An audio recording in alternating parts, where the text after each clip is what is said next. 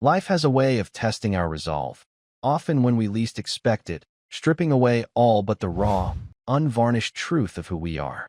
For Elara Vance, that truth was laid bare in the dusty, fading ledger she clutched, its brittle pages chronicling not just her family's dwindling finances, but the slow, agonizing death of a legacy she felt too small to uphold. The last payment on the old homestead was due in 3 weeks, a sum as insurmountable as the jagged peaks that cradled their isolated mountain community, and without it, the land her family had tilled for generations would be lost. Her only companion in this quiet despair was Buster, a scruffy, loyal hound with eyes that mirrored her own weary spirit, who, with a single, unexpected bark, was about to unearth a secret that would rewrite their future. The air hung heavy with the scent of pine and impending doom as Elara traced the faded ink of her grandfather's last entry. The true inheritance lies not in what you see, but in what you seek. Hidden where the old oak weeps, a cryptic message, like so many of his, that had always felt more like a riddle than a comfort. Buster, usually content to nap by the crackling fire, suddenly sprang to life, his ears perked, a low growl rumbling in his chest. He nudged her hand, then trotted to the door, his tail wagging with an urgency she couldn't ignore. He'd never done anything like this before. This wasn't just a walk, this was a quest. Following Buster's lead, Elara found herself deep in the gnarled embrace of the ancient forest that bordered her property, a place she knew like the back of her hand, yet somehow felt alien today. Buster darted ahead, his barks growing more insistent, leading her off the familiar game trails and into a dense thicket of rhododendrons. There, half obscured by moss and fallen leaves, was a faint indentation in the earth, barely noticeable. Buster began to dig furiously, his paws sending clumps of soil flying. Curiosity, a rare commodity in her recent days of despondency, pricked at Elara. What could possibly be here? As Buster unearthed more soil, the outline of something metallic began to emerge. It was a door, heavy and rusted, its iron surface almost swallowed by the earth and time. A shiver, not of cold but of pure, unadulterated wonder, ran down Elara's spine. This wasn't just any door. It was a door to a secret her grandfather had hinted at, a secret that had lain dormant beneath their very feet for decades. The old oak, its weeping branches casting long shadows, stood sentinel just meters away. Could this be it? Could this be the inheritance? With Buster's excited nudges, Elara worked with newfound energy, clearing away the remaining debris. The door was secured by a heavy, ornate padlock, its mechanism seized by rust. But beside it, half buried, was a small, intricately carved wooden box. Inside, nestled on a bed of faded velvet, was a single, tarnished brass key. It fit the lock perfectly, turning with a groan that echoed through the silent forest. As the heavy iron door creaked open, a rush of cool, damp air escaped, carrying with it the scent of earth and old wood. Inside, the darkness was absolute, a void that seemed to swallow the meager light of the afternoon sun. Elara hesitated, a knot of fear tightening in her stomach. What if it was dangerous? What if it was nothing?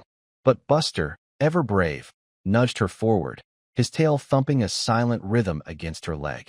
Taking a deep breath, Elara pulled out her phone, its flashlight beam cutting a shaky path into the gloom. The beam illuminated a narrow, descending tunnel, roughly hewn from the earth, leading into the unknown. As they ventured deeper, the tunnel opened into a small, subterranean chamber.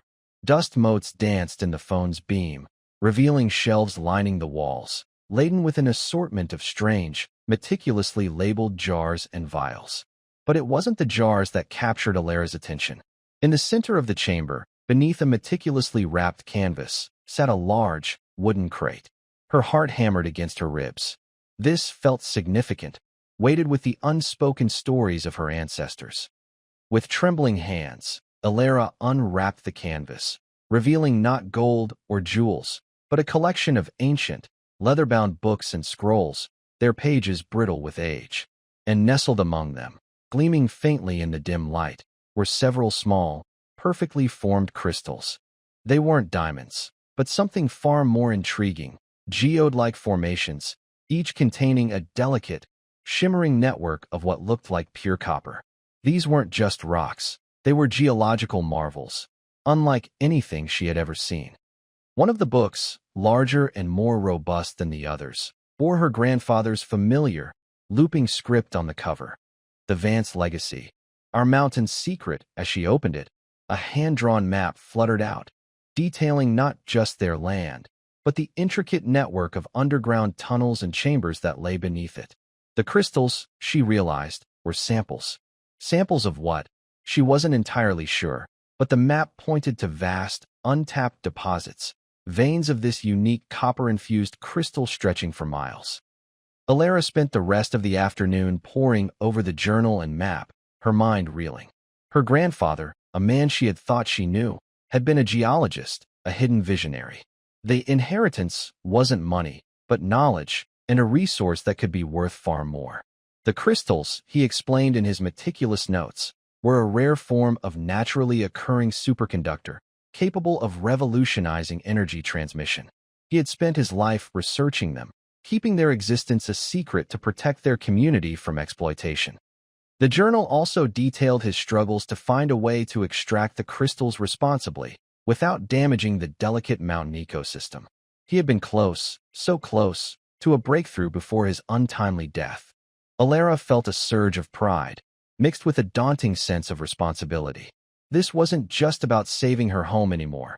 It was about honoring her grandfather's legacy and protecting their mountain. But how could a struggling mountain woman, facing foreclosure, possibly bring such a monumental discovery to light? The following days were a blur of research and sleepless nights. Elara discovered that copper-infused crystals of this purity and superconductive potential were virtually unheard of. If her grandfather's findings were accurate, these crystals could be worth millions, possibly even billions, revolutionizing the tech and energy industries. The thought was staggering, almost unbelievable. But the evidence was there, meticulously documented in her grandfather's journals, complete with geological surveys and preliminary tests. Her first step was to discreetly get one of the crystal samples analyzed. This proved to be a challenge in their remote location. She couldn't risk revealing the full scope of her discovery, not yet.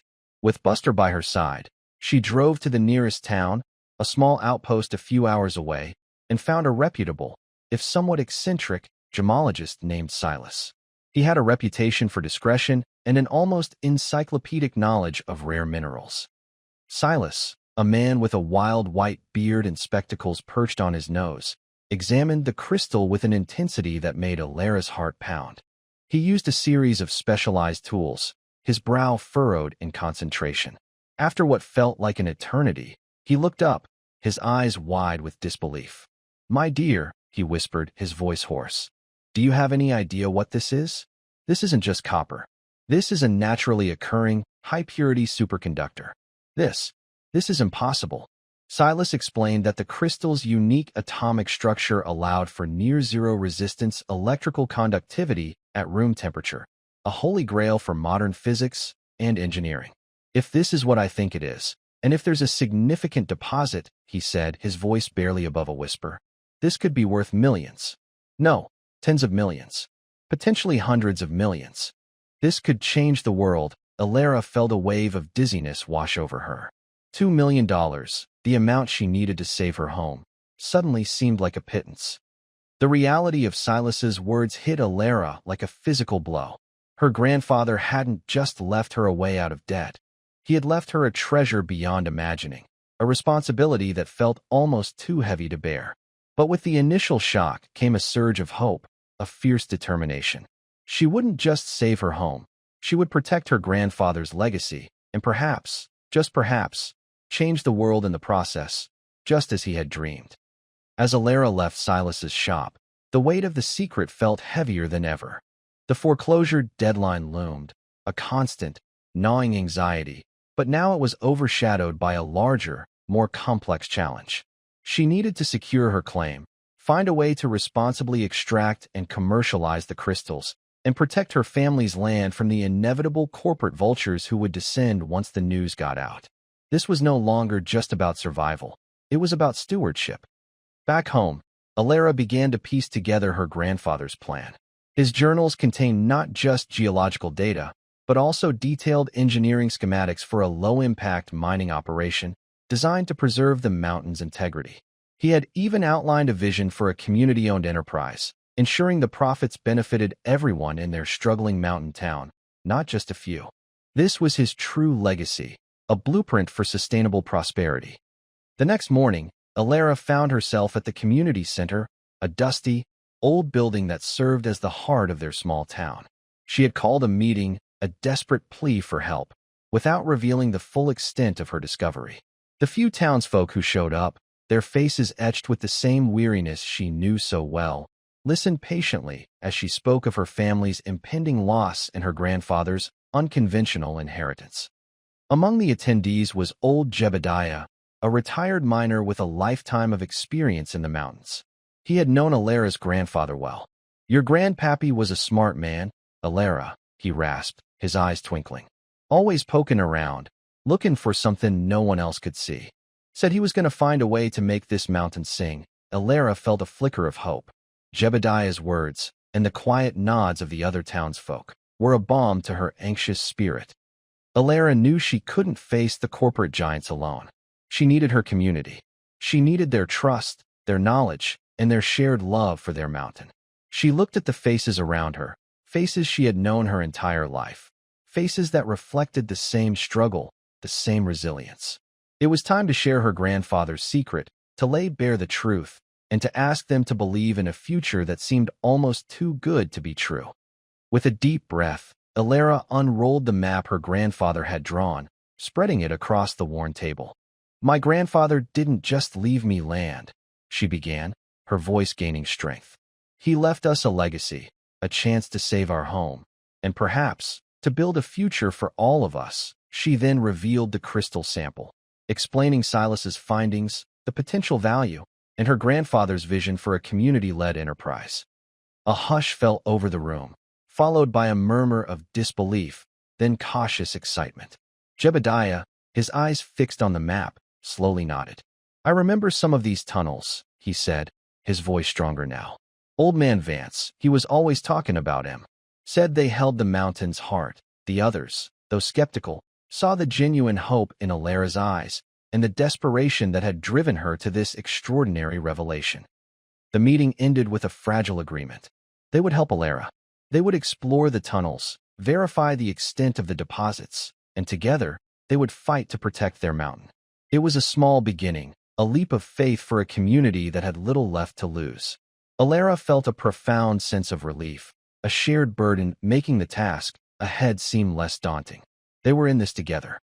Over the next few weeks, a small team of townsfolk, led by Elara and Jebediah, began the arduous task of exploring the subterranean network. Armed with headlamps and her grandfather's map, they navigated the labyrinthine tunnels, each discovery further solidifying the truth of his journals. The veins of copper-infused crystals were indeed vast, stretching deeper into the mountain than anyone had imagined. The potential value was astronomical. But their newfound hope was short-lived. Word of the unusual geological activity on the Vance land, likely leaked by Silas, reached the ears of a predatory mining conglomerate, Sterling Resources. A slick, impeccably dressed lawyer, Mr. Thorne, arrived in their small town, offering Elara a paltry sum for her land, a sum that wouldn't even cover the overdue mortgage payment. He spoke of eminent domain, of legal battles she couldn't possibly win, his words dripping with veiled threats. Elara refused, her resolve hardened by her community's trust and her grandfather's vision. Thorne, clearly unaccustomed to being defied by a simple mountain woman, left with a sneer, promising to return with an offer she wouldn't be able to refuse. The confrontation left Elara shaken but more determined than ever. This was no longer just about money. It was about fighting for their way of life, for the very soul of their mountain. The legal battle began. A David and Goliath struggle played out in the sterile confines of courtrooms hours away. Sterling Resources, with its endless resources, hired the best lawyers, attempting to bury Elara in legal jargon and frivolous lawsuits. They questioned the legitimacy of her claim, the validity of her grandfather's research, and even her mental stability. But Elara, armed with her grandfather's meticulously kept journals and the unwavering support of her community, stood firm. Jebediah, with his decades of mining experience, became her most vocal advocate, testifying to the unique geological formations and the historical significance of the Vance land.